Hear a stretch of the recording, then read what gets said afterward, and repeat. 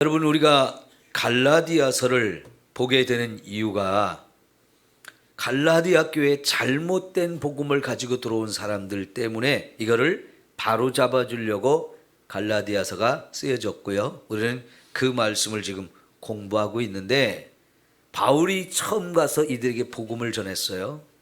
그들 가운데는 유대인으로서 예수를 믿게 된 사람도 있지만 이방인으로서 예수를 믿게 된 사람들이 많았거든요.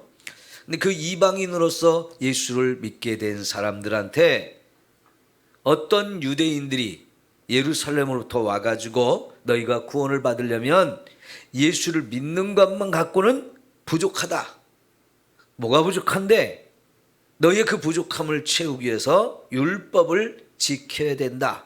이렇게 가르치니까 잘 알지 못하던 이 많은 사람들이 거기에 미혹을 당했죠. 그래서 구원을 완성시키기 위해서 예수님도 믿고 율법도 지키는 두 가지를 함께 하려고 했어요. 여러분, 우리가 생각할 때는 이것도 하면 좋고 거기다 이것도 하면 더 좋지 않는가, 이렇게 생각할 수 있는데 사실은 그게 굉장히 위험하고 잘못된 생각이었기 때문에 바울이 이런 엉터리를 가서 전하는 사람들 어떻게 되라고 그랬어요? 저주를 받는다 할 정도로 심각하게 이 문제를 생각을 하고 바르게 복음을 가르치려고 했어요. 여러분, 율법도 하나님이 주셨습니다. 그리고 예수님도 하나님이 우리에게 보내주셨어요. 자, 여러분 4절을 볼까요? 시작. 때가 참에 하나님이 그 아들을 보내사 여자에게서 나게 하시고 율법 아래 나게 하신 것은 율법 아래에 있는 자들을 속량하시고 우리로 아들의 명분을 얻게 하려 하심이라. 여기 보니까 하나님이 자기 아들을 우리에게 보내주셨다고 그랬죠. 그러니까 율법도 하나님이 주셨고 하나님의 아들 예수님도 하나님이 우리에게 보내주셨어요. 그러면 율법을 왜 주셨는지도 정확하게 알아야 되고요. 예수님, 하나님의 아들인 예수님을 이 땅에 우리에게 보내주신 이유도 정확하게 알아야 되는데, 이거는 서로 다른 이유 때문에 보내주신 거거든요. 근데 이 두 가지를 잘못 알아가지고 적당히 섞으면 더 좋아지겠지, 이렇게 생각한 거예요. 여러분, 비빔밥 만들 때 그 비빔밥에 고추장도 넣고 참기름도 넣고 계란 프라이도 넣고 다 넣으면 좋죠. 거기다가 무 생채도 넣고 미나리도 넣고 뭐 다른 야채도 넣고 점점 더 맛이 좋게 하기 위해서 더 많은 재료를 넣으면 맛이 점점 더 좋아집니다. 근데 이것은요, 그게 아니에요. 이거는 용도가 다른 거예요. 하나님이 주신 이유와 목적이 다른 거예요. 그럼 지난주에 우리가 율법은 뭐 때문에 주셨는가 하는 부분을 우리가 공부했죠. 율법을 뭐 때문에 주셨느냐. 첫째는 그 율법을 통해서 우리가 죄인이라는 것을 깨닫게 하려고 주셨다 그랬어요. 어떻게 율법을 통해서 우리가 죄인인 걸 깨닫느냐. 율법은요, 하나님이 내가 거룩하니 너희도 거룩하라 하면서 주신 거예요. 거룩한 하나님이 하나님의 백성이 된 사람들에게 하나님처럼 거룩하게 살라고 주신 게 율법이에요. 그래서 그 율법 속에는 우리가 어떻게 살아야 되는지 하나님이 가르쳐준 하나님의 뜻이 들어있어요.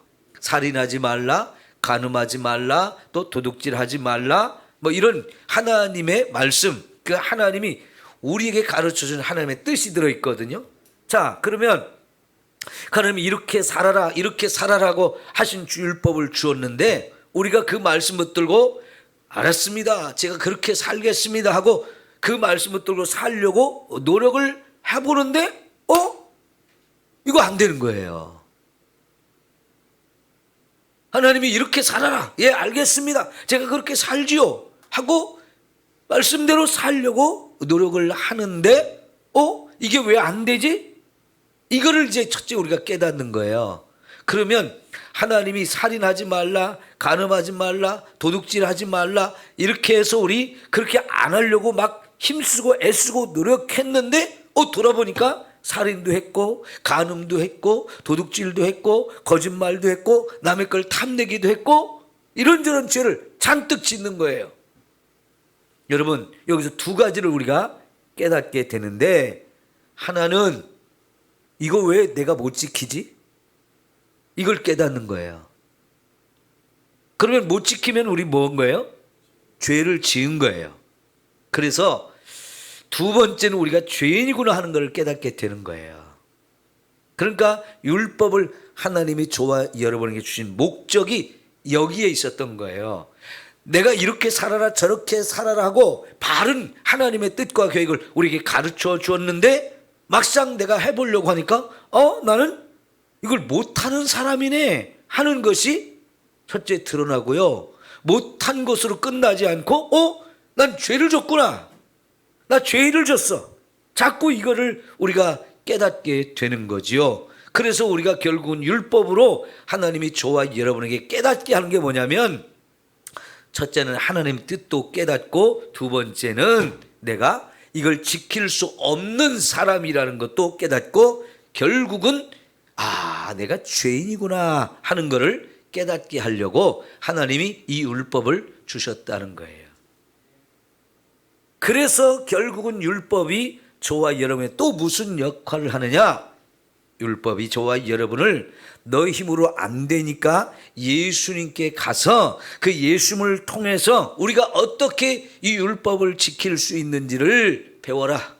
예수님께 가야 된다. 그래야 너희가 살 길이 열린다. 이렇게 율법이 우리를 예수님께 인도하는 역할, 그거를 초등교사라고 했어요. 우리를 예수님께 인도하는 초등교사라고 하는 거예요. 이게 율법이 하는 중요한 역할이었죠. 근데 이 역할, 이 역할을 하기 위해서 하나님이 율법을 주셨는데, 이 율법을 가지고 유대인들은 어떻게 하려고 했어요? 내가 이 율법을 잘 지켜가지고 하나님 앞에 거룩하다고 의롭게 살았다고 인정받아가지고 나 천국에 들어갈 수 있도록 하나님이 우리를 불러주시도록 그렇게 내가 살아야지, 이렇게 사용했다는 거예요. 그러면 결국은 유대인들이 뭘 몰랐느냐? 우리는 이 율법을 지킬 만한 능력이 없다는 것을 깨닫지 못하고, 두 번째는 내가 이렇게 못 지켰는데, 그래서 죄인이 됐는데 죄인이 된 사실을 인정을 자꾸 안 하려고 하는 거예요. 그러니까 죄인인 걸 깨달아야 예수님께 가서 예수님 내 죄를 용서해 주세요, 이렇게 해서 예수님을 의지해서 예수님을 통해 살아야 되는데, 예수님 필요 없어, 자꾸 엉뚱한 방향으로 가게 되는 거죠. 이 율법을 통해 내가 죄인 걸 깨닫고 예수님께 가서 내가 지은 이 죄 용서해 주세요 하고 예수님을 의지하고 그 예수님을 통해서 죄 사함 받고 구원을 받아야 되는데, 오히려 반대로 예수님 없어도 됩니다, 나는 율법 지켜가지고 얼마든지 의로워질 수 있고 얼마든지 구원받을 수 있어요, 이렇게 엉뚱한 방향으로 잘못 가는 거. 지금 이게 유대인들이 갈라디아 교회 성도들에게 잘못 가르친 얘기인 거예요. 그것을 바울이 바로잡아 주는데, 아무리 노력해봐라 그래도 결국은 너희가 율법을 못 지키지 않느냐, 이 이야기를 할 수 있는 건 바울이 유대인이잖아요. 자기도 그들보다 더 열심히 노력해봤잖아요. 그런데 안 된다는 것을 바울은 철저하게 깨달아서 나는 정말 율법을 지킬 수 없는 사람, 하나님 말씀대로 살 수 없는 사람이라는 걸 첫째 인정하고, 그래서 나는 진짜 죄인 중에 괴수구나. 그냥 작은 죄인이 아니고 죄인 중에서도 최고 흉악한, 죄를 가장 많이 지은 죄인 중에 괴수다, 이렇게 깨달을 수밖에 없었고요. 이 죄를 내가 해결할 능력이 또 없어요. 그래서 결국은 예수님께 가서 예수님 내 죄를 용서해 주세요 하면서 그 예수님을 통해서 우리 죄사함을 받게 하는 거죠.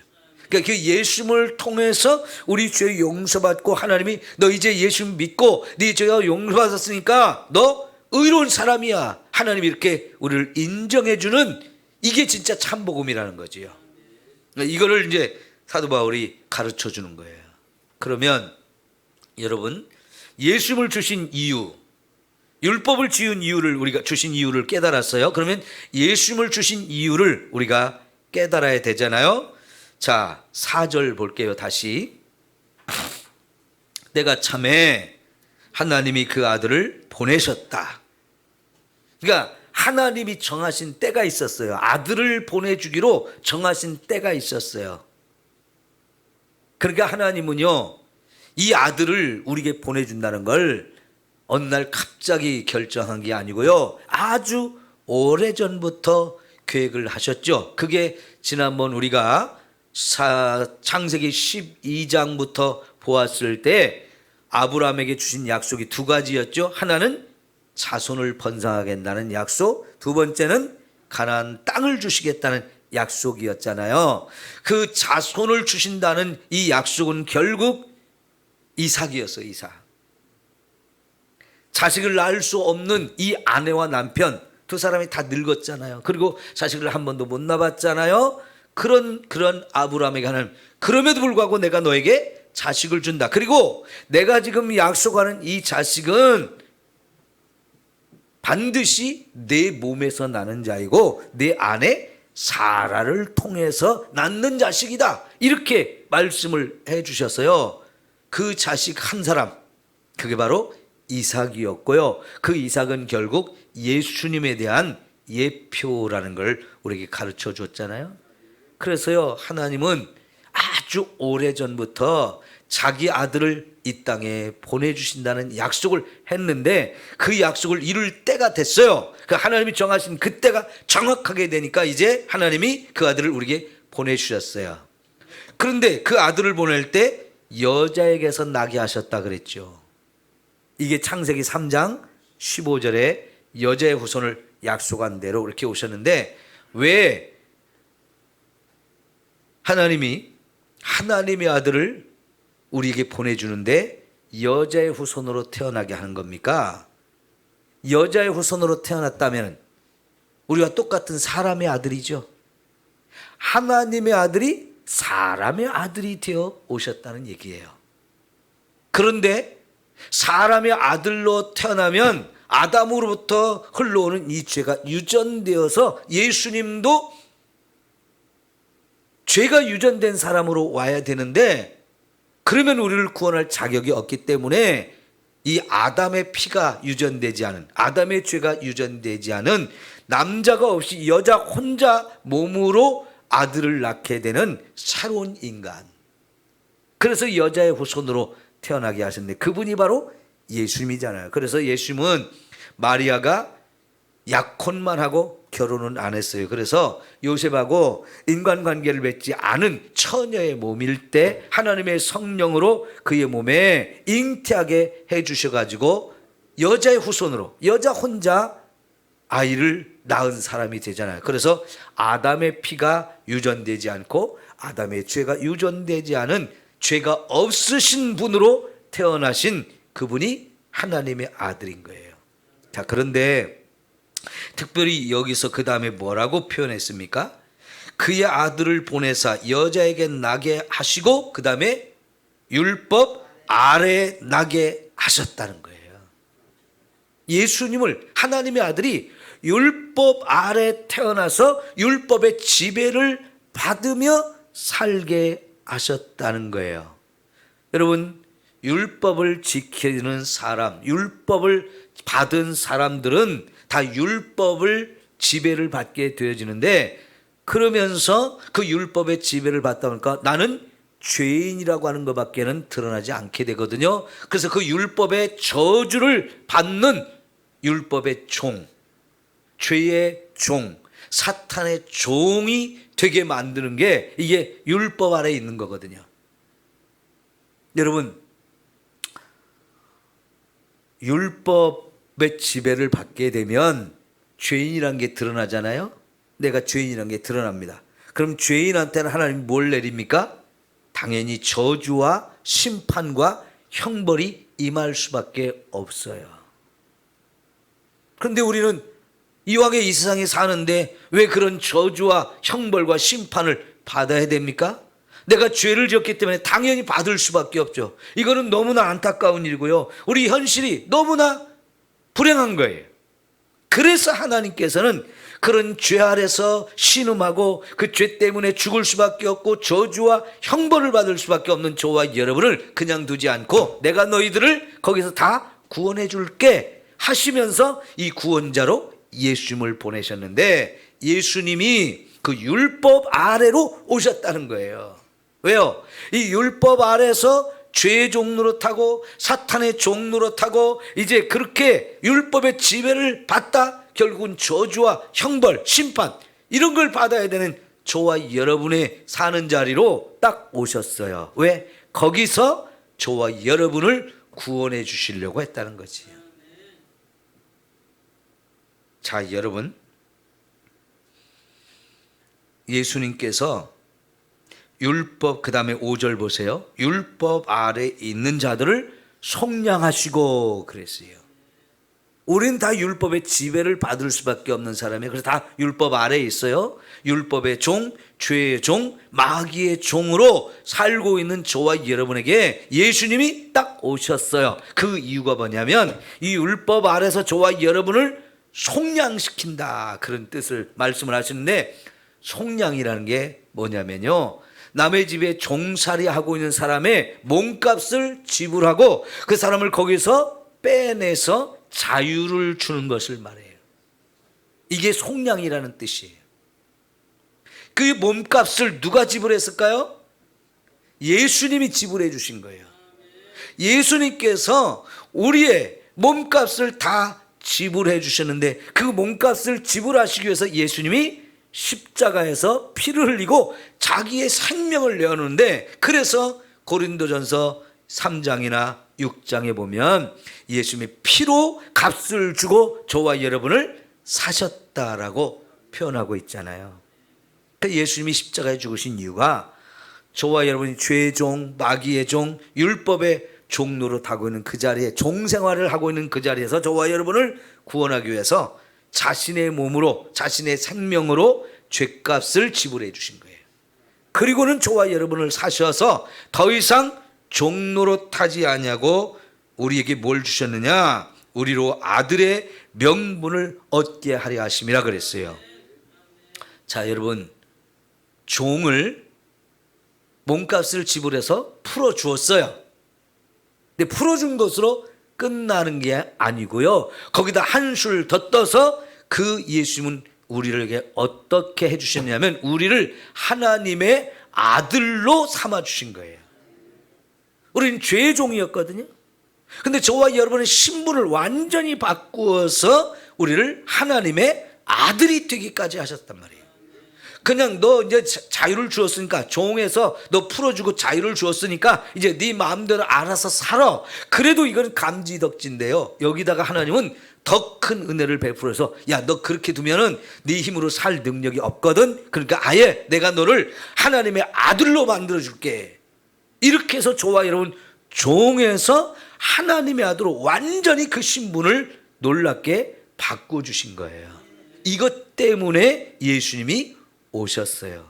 그러면 여러분, 하나님이 율법을 주신 이유와 예수님을 보내신 이유가 완전히 다르잖아요.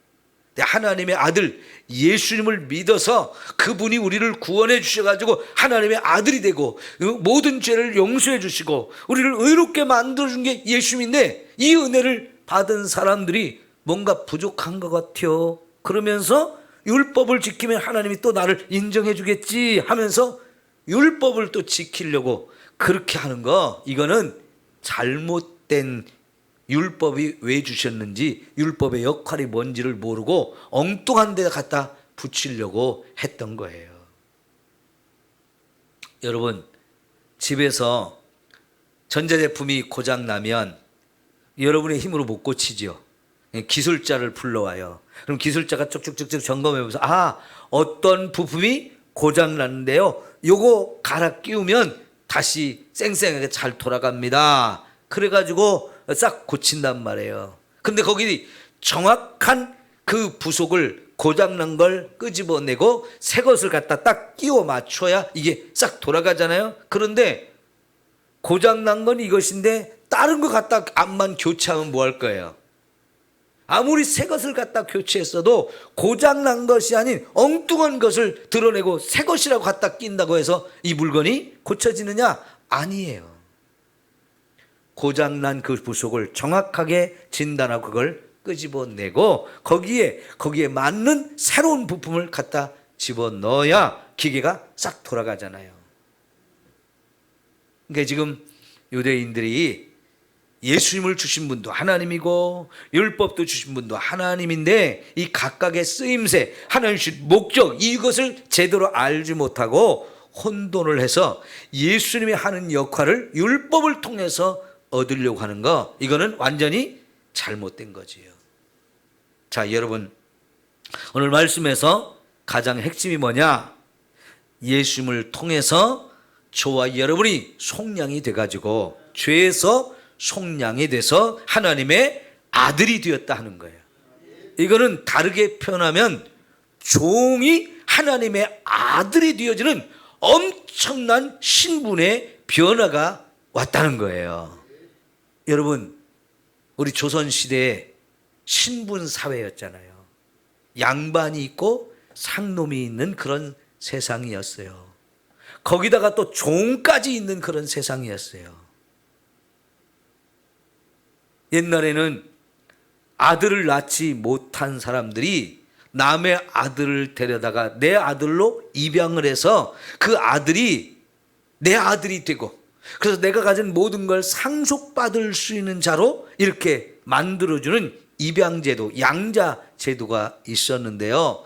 그렇게 할지라도 양반이면 양반집 자손을 데려다가 이렇게 내 아들로 삼는 일이 보통이지, 종을 데려다가 내 아들로 삼는다? 그런 일은 거의 없었잖아요. 이 신분 사회에서 그 계급에 의해서 종은 종이고 양반은 양반이기 때문에 이게 종을 양반의 아들로 만들어준다? 그건 상상할 수 없는 일이에요. 그런데 지금 죄의 종로로 타던, 마귀의 종로로 타던 사람을 예수님을 통해서 그 신분을 완전히 바꿔서 하나님의 아들로 만들어준다. 이건 엄청난 신분의 변화인 거지요. 이게 엄청난 은혜를 저와 여러분이 받은 건데, 그럼 여러분은 하나님의 아들, 딸이 맞습니까? 이거 확신을 가지셔야 돼요. 이런 엄청난 은혜를 저와 여러분이 받은 거예요. 예수를 믿는 것은 믿어도 그만, 안 믿어도 그만이 아니고, 예수를 믿으면 수지받는 거예요. 대박 나는 거예요, 요즘 말로. 에? 이렇게 신분이 바뀌어진다는 거. 그러면 여러분, 신분이 바뀌면 우리가 하나님의 아들, 딸이 되면 이게 죄의 종로로 탈 때는 저주를 받는 사람이었는데 하나님의 모든 걸 물려받을 수 있는 상속자가 되어진다는 거예요. 그래서 4장 1절을 볼까요? 내가 또 말하니 유업을 얻을 자는 모든 것의 주인이라 그랬잖아요.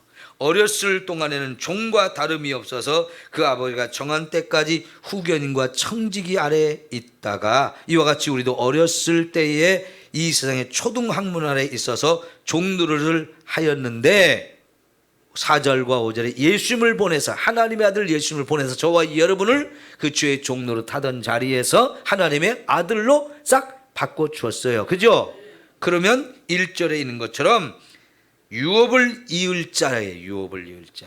그게 이제 우리가 3장과 2장에서, 특히 3장에서 예수님을 통해서 아브라함의 축복을 이어받을 수 있는 자. 그게 이삭만 아니고 아브라함의 육신의 혈통인 유대인만 아니고 믿음으로 아브라함의 영적 후손이 된 저와 여러분들까지도 다 그 아브라함의 복을 받을 자가 되었다라고 말씀하는 거죠.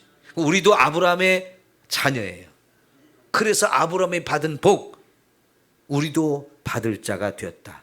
그게 바로 예수님을 통해서 우리가 하나님의 아들의 신분을 완전히 변화시키는 역사가 있었기 때문에 가능한데, 7절 봐요. 7절. 그러므로 내가 이후로는 종이 아니요 아들이니, 아들이면 하나님으로 말미암아 유업을 받을 자니라. 하나님의 모든 걸 상속받을 수 있는 이런 엄청난 특권까지도 저한테 주어졌단 말이죠. 여러분은 하나님의 것을 다 여러분 거예요. 네? 하나님의 천국 창고에 쌓아둔 것을 다 마음껏 언제든지 가서 요청해가지고 사용할 수 있는 권한을 이미 받은 사람들이에요. 그러면 여러분, 그 하나님 창고에 있는 나를 위해서 준비된 거 달라고 하는 게 뭐예요? 예, 기도예요. 기도는 바로 그 하나님 창고에 하나님이 우리를 위해서 잔뜩 준비해 놓은 거, 아들의 권위를 가지고 하나님 그거 저한테 주세요 당당하게 요청할 수 있는 거, 그게 기도란 말이에요. 그러면 하나님의 아들인 저와 여러분이 가서 하나님 그것 좀 주세요 그럴 때 너는 안 돼, 그럴 수가 없어요. 왜요? 우리는 하나님의 아들이니까요. 애들이 그러잖아요. 우리 집이라고. 그게 누구 집이에요? 엄마 아빠 집인데 지네 집이래. 왜 그래요? 내 아들 딸이니까요.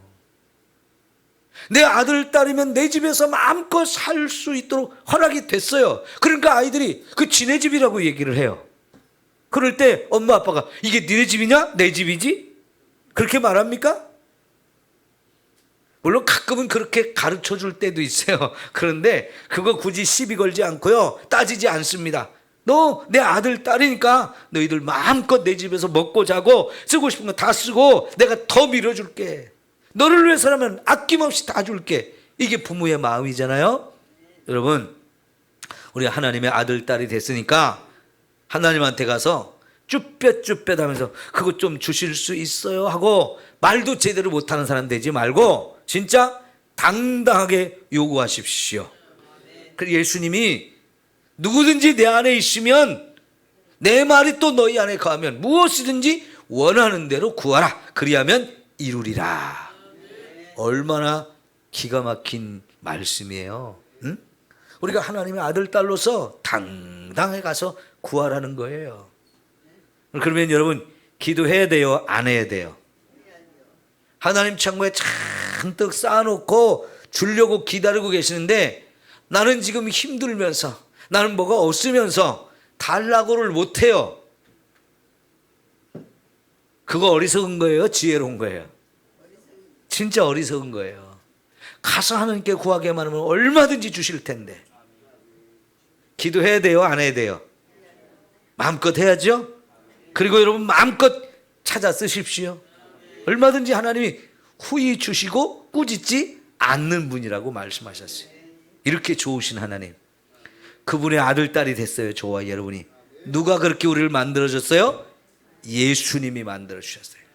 예수님이 이 땅에 오셔서 율법 아래 신음하고 있는 저와 여러분 그곳까지 오셔서 거기서 다 몸값을 지불해주고 너 이제 해방시켜줄게, 너 자유야, 너 더 이상 종이 아니야, 이제 그런데 거기다 대고 너 이제 하나님의 아들로 살아, 이렇게 만들어줬으니까 이게 얼마나 귀한 축복이에요. 그리고 유업까지 다 받을 수 있다고 하니까 얼마나 감사해요. 그런데 여러분, 6절을 봐야 되잖아요. 6절 뭐라고 그랬어요? 너희가 아들임으로 하나님이 그 아들의 영을 우리 마음 가운데 보내사 아빠 아버지라고 부르게 하셨느니라. 누구를 아빠 아버지라고 부르게 하셨어요? 하나님을요. 왜? 그분이 우리 아빠 아버지가 되었기 때문에 우리가 하나님을 아빠 아버지라고 부르게 되는데, 그거를 가르쳐 주신 분이 성령님이고 성령님이 내 안에 오셔서 너희 아빠가 하나님이야, 이걸 가르쳐 주면서 이제는 하나님을 아빠라고 불러, 이렇게 말하는 거지요. 이 성령님이, 하나님이요, 예수님도 보내주시고 성령 하나님도 우리에게 보내주셨어요. 그 성령님이 오셔서 하시는 일이 하나님이 저와 여러분의 아빠라는 사실을 깨닫게 하시고 마음껏 아빠, 아버지라고 부르게 하셨다는 거지요. 그러니까 여러분, 지금 여러분이 하나님을 아버지라고 부르는데 불편합니까? 좋습니까? 불편하신 분. 왜 하나님을 내가 아버지라고 하지? 우리 육신의 아버지가 있는데? 그러면 우리 육신의 아버지가 섭섭하실 텐데? 그게 아니에요. 분명히 육신의 아버지는 육신의 아버지 맞지만 우리에게는 내 생명을 주신 하늘 아버지가 또 계셔요. 그러면 여러분, 어머니 하나님도 있나요? 예?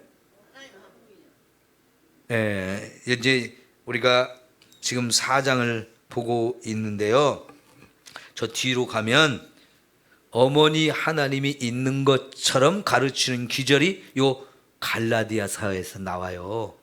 그래가지고 하나님의 교회 사람들이 어머니 하나님이 있다고 막 사람들한테 거짓말로 가르치는데 그거는 진짜 엉터리 거짓말이고요. 어머니 하나님은 없습니다. 그 제가 지난주에 우리 주영이 청년한테 그 이단들에게 대학에서 조심하라고 그랬는데 자기 학교에 어머니 하나님을 와서 전하는 사람들이 있다고 그러면서 자기가 물었대요. 어머니 하나님이 계시면 할머니 하나님은 없냐? 이렇게 물어봤대요. 아주 재미있는 표현이었는데 그럼 진짜 어머니 하나님도 있고 할머니 하나님도 있고 할아버지 하나님도 계십니까? 그건 없어요. 성경은 하나님과 우리의 관계를 그렇게 좋은 관계라고 그렇게 친밀한 관계라고 가르치기 위해서 하나님이 우리의 아버지가 되신다고 하는데 그 하나님은 우리의 생명을 만드신 분이에요. 우리를 죄의 종로로 타고 있는 우리를 정말 구원하기 위해서 자신의 아들을 이 땅에 보내서 그 아들이 우리의 죄를 짊어지시고 십자가에서 죽게까지 해주시면서 저와 여러분을 구원하고 그래서 우리를 하나님의 아들로 삼아주신 분이에요. 그래서 하나님을 아버지라고 부르게 됐는데 이 사실을 우리가 깨닫게 해주신 분이 성령님이라는 거예요.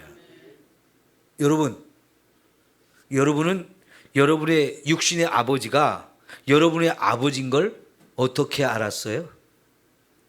에? 우리 육신의 아버지가 내 아버지라는 걸 어떻게 알았냐고요? 에? 그거요, 우리가 말도 못할 때부터 우리 어머니 아버지가 내가 네 엄마야, 내가 네 아빠야, 아빠라고 불러봐, 아빠라고 불러 계속 이렇게 했기 때문에 어느 날 그 엄마 아빠가 불러주는 걸 따라서 아빠, 엄마 이렇게 했어요. 그래서 엄마 아빠라고 알게 되고 부르게 된 거예요. 그래요, 안 그래요? 저분이 내 아버지야 태어나면서 여러분이 알았어요? 그래서 불렀어요? 그거 아니잖아요. 가르쳐 줘가지고, 그죠? 가르쳐 줘가지고 저분이 내 아빠구나, 저분이 내 엄마구나 이렇게 알게 된다는 거지요. 여러분, 짐승 가운데는요 태어나서 처음 본 그 대상이 자기 엄마, 자기 아빠라는 걸 안다는 거예요. 그래서 처음 본 그 대상을 계속 따라다니는데 엄마라고 생각하고 아빠라고 생각하기 때문에 그렇게 따라다닌대요. 그래서 태어났을 때 처음 보는 대상이 너무 중요한다는 거예요. 근데 우리는요 태어나서 아무리 100번, 1000번 봤어도 그게 내 엄마이고 내 아빠라는 사실을 몰라요. 그런데 계속 엄마 아빠가 내가 너 아빠야, 내가 네 엄마야, 엄마라고 불러, 엄마, 엄마, 아빠, 아빠 자꾸 불러 들려주다 보니까 어느 날 내 입에서 엄마라는 말도 나오고 아빠라는 말도 나오는데 아무한테나 엄마, 아빠 하는 게 아니고 나를 낳아주신 그분한테만 자꾸 아빠라고 엄마라고 하잖아요. 부모가 가르쳤기 때문에 가능한 건데요. 하나님이 우리 아버지라는 사실도 우리가 어떻게 알게 되느냐? 성령이 오셔서 가르쳐줬기 때문에 가능하다는 거예요. 성령이 아니고는 저와 여러분이 하나님을 알지도 못하고 하나님 우리 아버지라는 사실을, 나는 그분의 아들이라는 사실을 전혀 모르는데 성령께서 오셔서 그거를 가르쳐 주셨다는 거죠. 여러분, 교회 와서 기도하면서 하나님 아버지 부르면 얼마나 좋아요. 푸근하고 하나님이 나를 안아주는 것 같은 느낌도 들고 하나님 내가 부르면 왜 그러니 하고 대답하시는 것 같고 너무 좋잖아요. 그죠? 우리에게는 그렇게 좋은 아버지 하나님이 계셔요. 성령께서 이렇게 해 주셨다는 거지요. 자, 그런데 8절 보니까 그러나 너희가 그때에는 하나님을 알지 못했을 뿐만 아니라 본질상 하나님이 아닌 자들에게 종노릇하고 살았다는 거예요. 이게 참 우리가 하나님을 알지 못했을 때 사는 모습들인데, 종노릇하는 그런 짓, 그래서 멸망당할 짓, 하나님의 것을 아무것도 누리지 못하는 그런 어리석은 참으로 안타까운 인생을 살았는데, 그런 저와 여러분을 구원해 주셔서 하나님의 아들 삼아 주시고 이렇게 아름다운 축복을 누리게 하셨어요. 그 9절에 보니까, 8절에 보니까 이제는 뭐라고요? 전에는 그랬지만 이제는 너희가 하나님을 알 뿐 아니라 하나님이 아신 바 되었다. 하나님도요, 네가 내 새끼구나 이렇게 아신다는 거예요. 나는 하나님을 아버지라고 부르는데 하나님이 나 너 몰라, 너 내 자식 아니야 이러면 이거 큰일 나잖아요. 그런데 여러분, 우리도 하나님을 알 뿐만 아니라 하나님도 우리를 아신 바가 되었다는 거지요. 이렇게 됐는데 어찌 너희가 다시 약하고 천박한 초등학문으로 들어가서 다시 그들에게 종노릇하려 하느냐. 아니 여러분, 옛날이요 하면서 옛날에 금잔디라면 뭐 모르겠습니다만은 종노릇하던 게 뭐가 좋다고.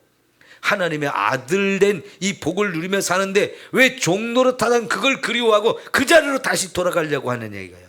율법을 지켜서 의로워지려고 하는 거는 그게 다시 종의 자리로 가는 거와 똑같다는 거죠. 여러분, 우리 그렇게 살면 안 되죠? 하나님 자녀로서 당당하게 그 축복과 은혜를 누리면서 살아야 되잖아요.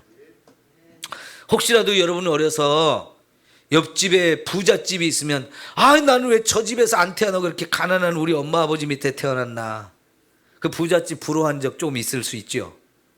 저도 좀 그런 적이 있었으니까요. 없었어요? 권사님 집이 부자였나?